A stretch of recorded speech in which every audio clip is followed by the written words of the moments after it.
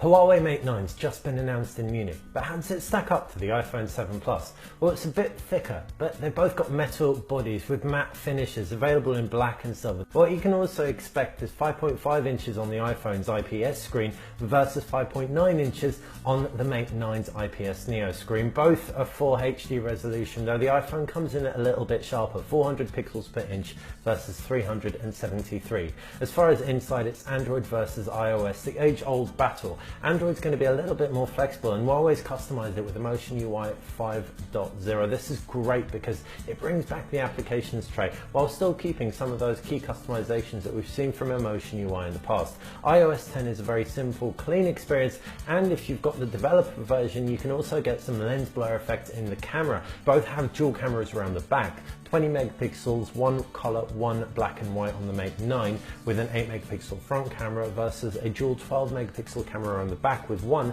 having a 2x zoom. You've also got a 7 megapixel front camera. As for what the difference is, we're going to have to wait till we get the Mate 9 in for something a little bit more conclusive, but what we can definitely say is Huawei has a host of shooting modes, manual modes, and they give you the depth effect, that lens blur effect out of the box, whereas if you've got an iPhone, you'll probably have to wait a little bit, though I can also say the iPhone 7 Plus's pictures are pretty fantastic from my time with it.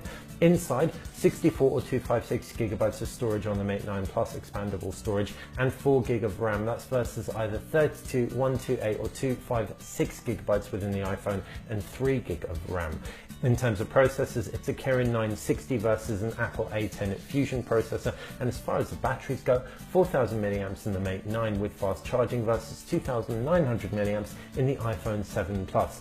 There are also a few other highlights. Both have fingerprint scanners. You've also got USB Type-C on the Mate 9 and Daydream VR support, whereas the iPhone 7 Plus has stereo speakers. But that's been a pretty superficial spec comparison between these two phones. Let me know what you think of these phones in the comments section below. Like this video, click like the channel, subscribe. That's exactly how you're going to stay on top of everything we do, including our full review of the Mate 9 from Huawei.